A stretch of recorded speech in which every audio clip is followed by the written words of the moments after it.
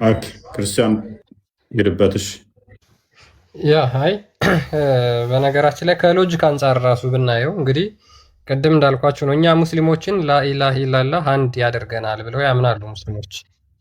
ስለዚህ በዛ ቃል እንኳን አንድ ሆነው ምግባችሁን ግን አታብሉ ለነሱ እንኳን የሚባል ከሆነ ጭራሽ የሙሐመድን የማይቀበሉት አላህን ደግሞ የማያመልኩት ክርስቲያኖች የተባሉት አካል ለነሱ ምግብ እናበላለን ብላችሁ የምትናገሩ ከሆነ ውሸት ነው የሚሆነው። በነገራችን ላይ ሙስሊም ሆኖ ካላበላው ክርስቲያን ሆኖ ልታበላው ስለማትችል ማለት ነው ጭራሽ።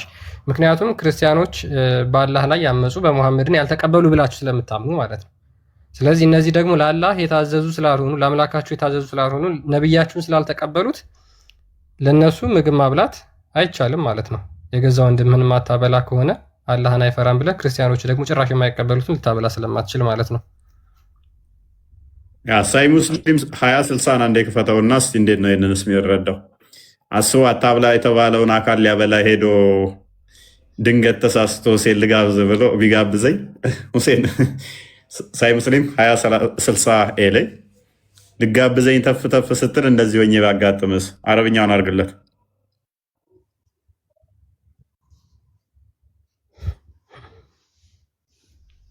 ዳኬ ቀጥል እስኪ ሁሴን።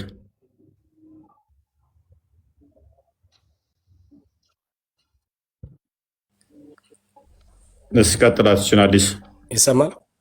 ትሰማለህ? እሺ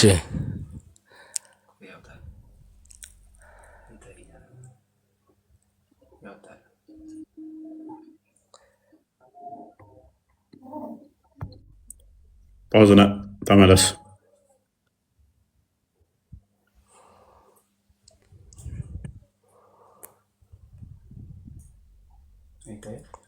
በደንብ አይታይም? يتايل وعن عبيدة الله أخبر تافقه عن عبد بن عمر عن النبي صلى الله عليه وسلم قال كافر يأكل في 7 أمعاء والمؤمن يأكل في 101. اوكي ምን ይላል ሁሴን?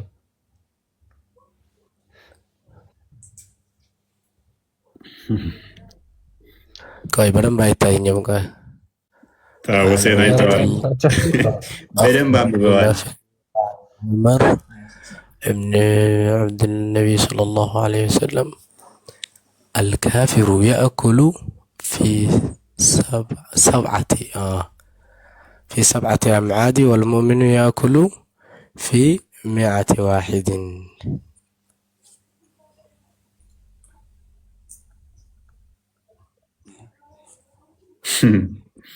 ክርስቲያን ጓደኛ አለ ሁሴን? አዎ። ይሄንን አሁን ብንነግረው ምን ይልሃል? 7 ክርስቲያን ከመብላት ምን ይመስለኛል አልተረዳውም። አንጀት የሚለው እንደዚህ ነው። አንድ ሙሚን ሎክ አንተ ያ ጓደኛ ከአንተ 7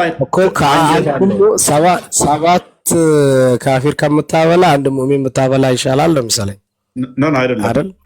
አይደለም። አንተ አንድ አንጀት ነው ያለህ፣ ያኛው ደግሞ 7 አንጀት ነው ያለው። which means ያንተን 7 እጥፍ ነው ይበላው። እሱ ሆዳም ነው።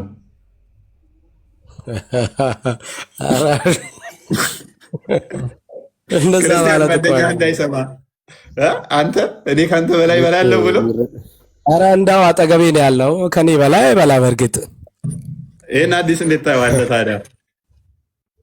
ካፊር 7 አንጀት ነው ያለው፣ ሙሚን ደግሞ አንድ አንጀት ነው ያለው።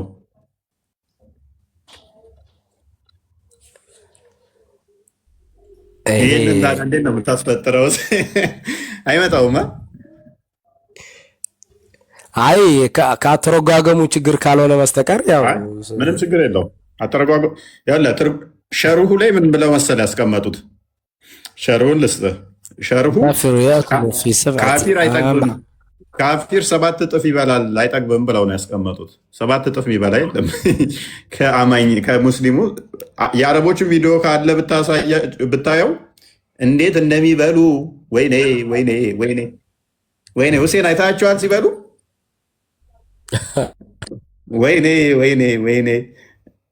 እኛ በጾም ወቅት ላይ መምህር በኋላ ይሉልሃል ቆሎ ምናምን ነው ብዛት አባቶች እንኳን የሚበሉት በቆሎና በውሃ ነው እንትን የሚሉት።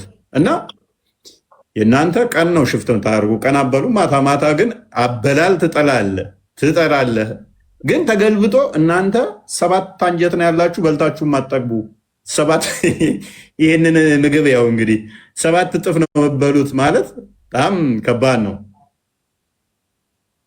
ምግቡ ራሱ ሀገር በለው እኮ ይሄ እና እኛን ነው ደግሞ እንደዛም ሆኖ እኛን ነው ይሄ ሁላው የሚበላ ነው። ያው ሱራ 40 ባይዘ 43 ላይ ነው በገነት ውስጥ በትልቅ እየሳህን ነው የምትበሉት አለ። ቁርአኑን አንዴ ክፈተው ክርስቲያን። በገነት በትልቅ እየሳህን ነው የምትበሉት ይላል። እና እኛ በገነት እንኳን ምግብ የለም ብለን ነው የምናምነው። መራብ መጠማት የለም። መራብ መጠማት ከሌለ ምግብ እንደዚህ በትልቅ እየሳህን በላለሁ ብለን የምንጎመጀው ነገር የለም። እንደዛም ሆኖ ተገልብጦ ግን እናንተ 7 አንጀት ነው ያላችሁ በልታችሁም አጠግቡም። አንድ ካፊር አንድ ሙስሊም ሙስሊም አንድ አንጀት ስትሆን ያኛው ደግሞ 7 which means ከኔ እኩል ለመሆን አሁን 7 ሙስሊም የሚበሉትን እኔ ብቻዬን ነው የምበላው ማለት ነው። 7 ሙስሊሞች የሚበሉትን እኔ ብቻዬን አይመጣውም እኮ አይመጣውም ማለት ነው።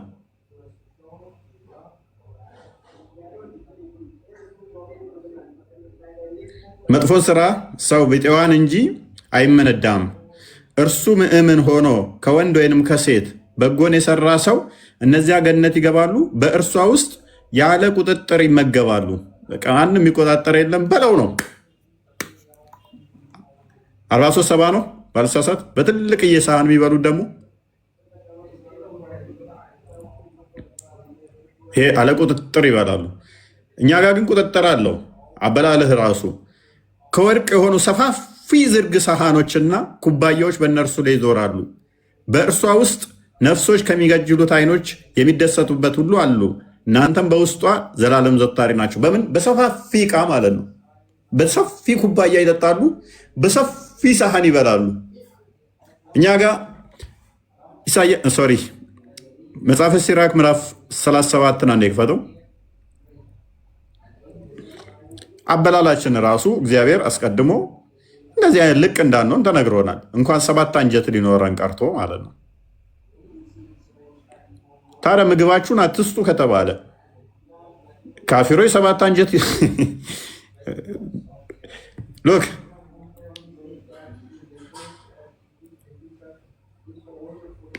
ቁጥር 29 አካባቢ አድርግልኝ። በታላቅ ማዕድ በተቀመጥክ ለመብላት ጉሮሮህን አትክፈት፣ በውስጡም ብዙ ስሩ አትብላ።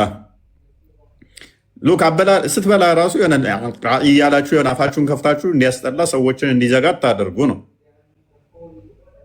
የሰው አይን ክፉ ነውና አስብ፣ ከሰው አይን የሚከፋ ከላይ ያላነበብኩት አለ። ከፍ አድርገው ላምብበው። በታላቅ ማዕድን ብትቀመጥ ለመብላት ጉሮሮህን አትክፈት፣ በውስጡም ብዙ ስሩ አትበል። ማለትም በጣም ብዙ ስሩልን ወይም ደግሞ ስሩልኝ ብላ አትናገር ነው። የሚበቃህን ያህል አሰርተህ ብላ ነው እያለ ያለው። የሰው አይን ክፉ እንደሆነ አስብ፣ ከሰው አይን የሚከፋ ምን አለ? ስለዚህም ነገር የሰው አይን ታለቅሳለች።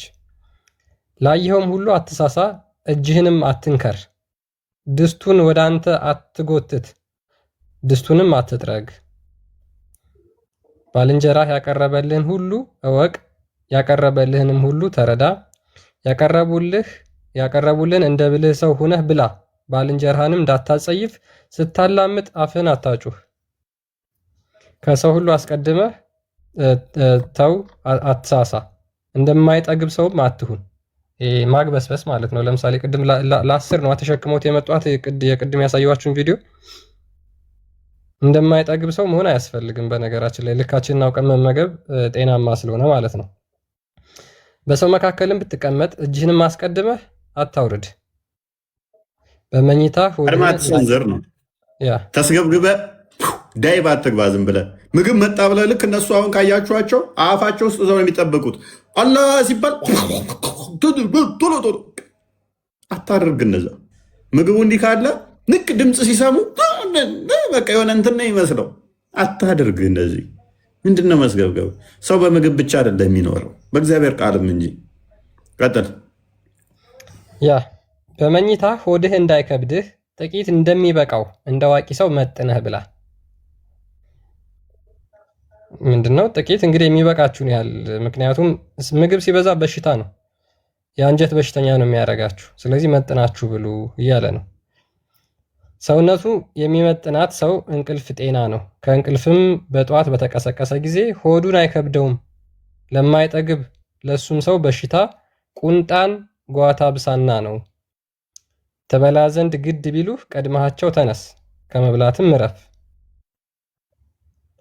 ልጄ አድምጠኝ፣ ምክሬንም አትናቅ፣ ኋላ ነገሬን ታገኘዋለህ እያለ ይቀጥላል ማለት ነው። ስለዚህ በደንብ አስተውሉ። ይህ ከአቅማችሁ በላይ ምግብ አታግበስብሱ። ይህ ክርስትና ስነ ስርዓታዊ አስተምሮ ስርዓታዊ ነው። ዝም ብለህ መጣልኝ ብለህ ሰው ቤት ሄደ ተጠርተ ሄደ ጥልቅ አትበል። ዳይባት ትተጀል አታደርገው። ደግሞ ስትበላም ደግሞ አፍህን ከፍተህ ሰዎቹ እንዲጸየፉ አታደርግ። እጅህን ደግሞ እየላስክ ላሱም አትበል። ቡሃሪ 54 56ን ክፈተው። በእስልምና ውስጥ እንዴት ነው የሚበላው? ሌላውም እንዲዘጋው አታድርግ። ይህ ስርዓት ነው። ይህ ጤናማ ነው። ስግብግብም አቱን። ይሄ አይበቃኝም ይሄ ይበቃል። ባርከህ የተሰጠህን ብላ። ባርክና አትሰስት። እስልምና ውስጥ ምን ይለናል? እኛ አሁን ሙስሊሞች 7 አንጀት ናቸው 3 አንጀት ናቸው አንልም። ማንኛውም ሰው 2 አንጀት ነው ያለው፣ ትልቁና ትንሹ። ከዛ ውጭ የለም። 7 አንጀት ያለው ሰው የለም። አማኝ ስትሆንና አማኝ ሳትሆን አንጀትህ 7 እና 2 ተብሎ የሚባል የለም። አጋንንት ከተጠናወተ አበላላይ ሊቀየር እንደሆነ እንጂ። እስልምና ውስጥ ሲበሉስ ምንድነው ማድረግ ያለበት? ቀጥል።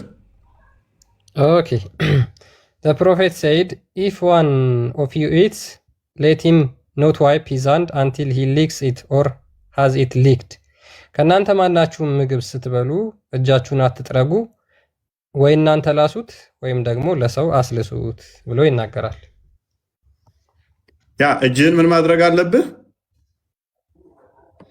መላስ አለብህ። እጅህን መላስ አለብህ። የሙሐመድ አስተምሮ ነው። ባይዜ በእስልምና እንግዲህ ሙሐመድ ማለት ነው ስለ ሁሉም ነገር አስተምሯል ብለው ያምናሉ። ሽንት ቤት አገባብ፣ አቀማመጥ፣ አወጣጥ፣ አበላል፣ ከበሉ በኋላ ደግሞ እጃቸውን መላስ ወይም ደግሞ ካልሆነ ለሰው ማስላስ እንዳለባቸው